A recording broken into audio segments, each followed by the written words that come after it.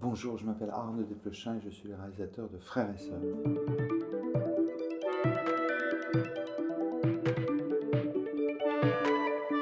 Un conte de Noël était bâti sur une dispute très très violente, comme ça, entre Anne Consigny et Mathieu Amalric.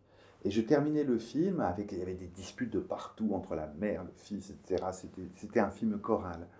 Et là, tout d'un coup, j'ai eu envie de reprendre ce motif d'une colère très forte comme ça, entre d'une sœur vers son frère, mais de concentrer, de distiller, de faire un film obsédé par sa question.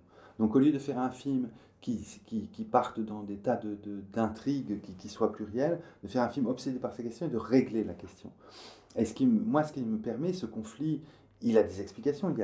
Toutes les explications sont données dans le film, elles sont éparpillées, elles ne suffisent pas. Parce que je ne crois pas qu'il y ait d'explications qui suffisent à l'existence de la haine ou de la colère. Je crois que la colère, comme la haine, tous les êtres humains l'éprouvent, et c'est une perte de temps. Donc la vraie question dramaturgique, c'est comment s'en débarrasser. Et ce que je suis content, c'est quand je vois les Melville et Marion Cotillard à la fin du film qui se sont débarrassés de leurs sentiments et qui recommencent à gagner leur vie au lieu de la perdre, à se détester ou à s'ignorer. Et ce jour-là, j'ai vu mon frère couvert d'honneur.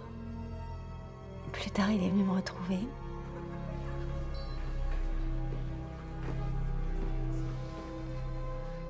Et j'ai dit à mon frère, je te hais. Mais je lui ai dit dans un sourire. Mais qu'est-ce que votre frère a répondu? D'accord. Je le sais. Je le sais. Je le savais. Le film est incroyablement tendu. Le film Frères et Sœurs commence comme un cauchemar. Toutes les scènes qu'on voit du début du film sont comme un cauchemar. J'ai presque mis en scène les choses que je redoute le plus dans la vie. La mort d'un enfant, un accident tragique, la mort, les camions, les trucs, la souffrance, la solitude de Marion Cotillard dans sa loge avant qu'elle rentre en scène, etc. J'ai mis en scène tout ce qui me fait le plus frémir sur Terre. Et de me dire, voilà, il faut qu'à la fin, le rêve, le monde se réenchante. Je suis tellement bouleversé par les acteurs, parce que si un acteur me donne son savoir technique, ça ne me suffit pas. Moi, si je les invite sur mon film, c'est pour qu'ils fassent des choses dont ils ne savaient pas qu'ils savaient les faire. Vous voyez, qu'ils fassent ce saut. Donc, ils me donnent quelque chose d'eux-mêmes. Mais s'ils ne me donnent pas quelque chose de personnel, je m'ennuie. Du coup, je me sens moi obligé dans mon écriture ou dans ma façon de filmer de dire voilà, je vais donner quelque chose de moi-même aussi. C'est la moindre des choses. Donc la première chose que je fais, qui est toute bête, c'est je joue devant eux.